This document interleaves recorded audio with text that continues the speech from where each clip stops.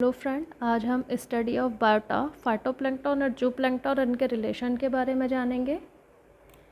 Phytoplankton और जूप्लैंक्टन पारिस्थितिकी में महत्वपूर्ण भूमिका निभाते हैं। ये दोनों पोषण श्रृंखला के आधार हैं और पारिस्थितिकी तंत्र में जीवों के आपसी संबंध को दर्शाते हैं। इनकी समझ से हमें जल पारिस्थितिकी के संतुलन को समझने में मदद मिलती है।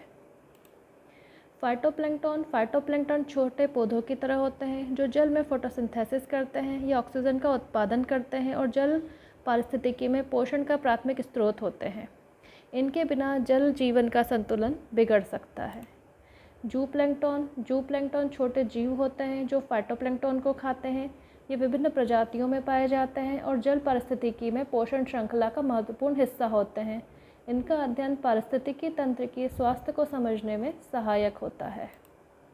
अगर पोषण श्रृंखला की बात करें तो फाइटोप्लैंक्टन और जूप्लैंक्टन जल पारिस्थितिकी की पोषण श्रृंखला में महत्वपूर्ण कड़ी है। फाइटोप्लैंक्टन उत्प्रेरक होते हैं जबकि जूप्लैंक्टन उपभोक्ता होते हैं। यह संबंध अन्य जीवों के लिए भी महत्वपूर्ण है, जैसे मछली और अन्य जलीय जीव। पारिस्थितिकी तंत्र में संतुलन की बात करें तो फाइटोप्लैंक्टन और जूप्लैंक्टन के बीच का संतुलन पारिस्थितिकी तंत्र की स्थिरता को बनाए रखता है। अगर इनमें से किसी एक की भी संख्या में बदलाव आता है तो यह पूरे पारिस्थितिकी तंत्र को प्रभावित कर सकता है। जल की गुणवत्ता फाइटोप्लैंक्टन और जूप्लैंक्टन जल की गुणवत्ता को निर्धारित करते हैं। इसकी उपस्थिति या अनुपस्थिति से यह समझा जाता है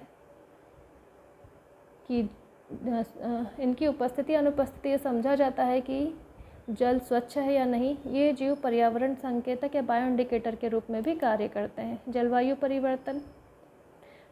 परिवर्तन फाइटोप्लैंक्टन और जूप्लैंक्टन की संख्याओं को प्रभावित कर सकता है। तापमान और जल स्तर में परिवर्तन से इनके विकास दर और वितरण में बदलाव आता है, जो पारिस्थितिकी तंत्र को प्रभावित करता है। मानव गतिविधियों जैसे प्रदूषण और जलाशयों का उपयोग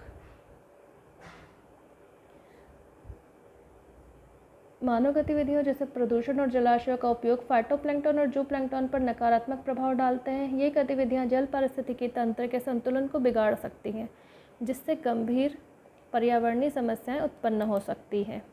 इसके संरक्षण के उपाय देखें तो फाइटोप्लैंक्टन और जूप्लैंक्टन के संरक्षण के लिए उपाय आवश्यक है। जलाशयों की सफाई, प्रदूषण को कम करना और प्राकृतिक आवासों का संरक्षण इन जीवों की सुरक्षा के लिए महत्वपूर्ण है।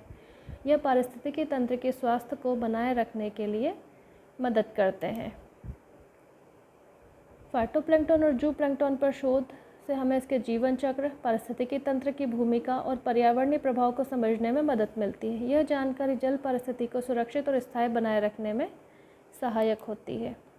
फाइटोप्लैंक्टन और जूप्लैंक्टन के लिए भविष्य में कई चुनौतियां हैं, जैसे जलवायु परिवर्तन, प्रदूषण और मानव गतिविधियां। इनसे निपटने के लिए हमें सतत विकास और संरक्षण पर ध्यान केंद्रित करना होगा। फाइटोप्लैंक्टन और जूप्लैंक्टन पारिस्थितिकी में महत्वपूर्ण जीव हैं। इनका आपसी संबंध जल पारिस्थितिकी तंत्र की स्वास्थ्य और संतुलन के लिए आवश्यक है। इनके संरक्षण के लिए उचित उपाय और जागरूकता की आवश्यकता है। धन्यवाद। इस टॉपिक का हिंदी PDF नोट प्राप्त करने के लिए डिस्क्रिप्शन बॉक्स में दिए गए लिंक पर क्लिक कर आप उसे डाउनलोड कर सकते हैं। Thank you.